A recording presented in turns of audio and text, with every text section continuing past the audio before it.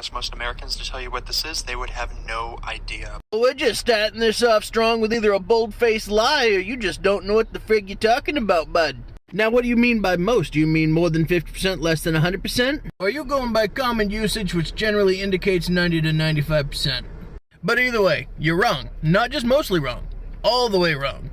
The real reason Americans do not have electric kettles in their homes is because the voltage in American houses isn't high enough. Is that the real friggin' reason? Is it? Because I think you're talking out of your ass. I don't think you know what the frig you're talking about, dude. In fact, I know 100% you don't know what the frig you're talking about. But I'm sure you saw a comment somewhere and you were just like, oh, that sounds legitimate, right? The average American home is bigger than the average home in most other countries, dude.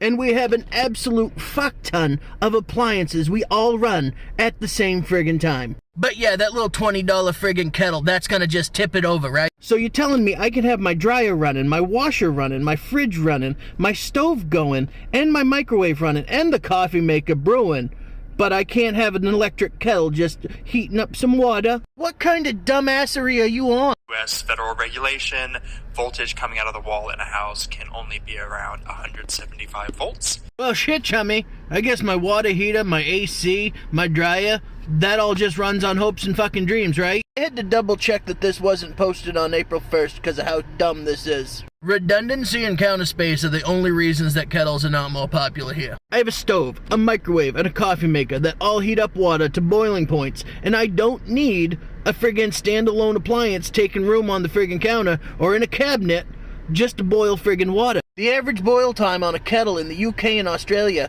is anywhere from 2.5 to 4.5 minutes. It's the same here. The only thing that matters when it comes to heating up water in a kettle is the wattage of the device and the quality of the heating element. But because of how simple the heating elements are, the voltage difference between the US and the rest of the friggin' world doesn't matter enough to really change the time. I look at these people as a positive note for the US. The more they get the frig out of the country just means the average IQ in the US goes up, and our friggin' ranking on the GKI goes up even further. So by all means, they will pick you, get the frig out.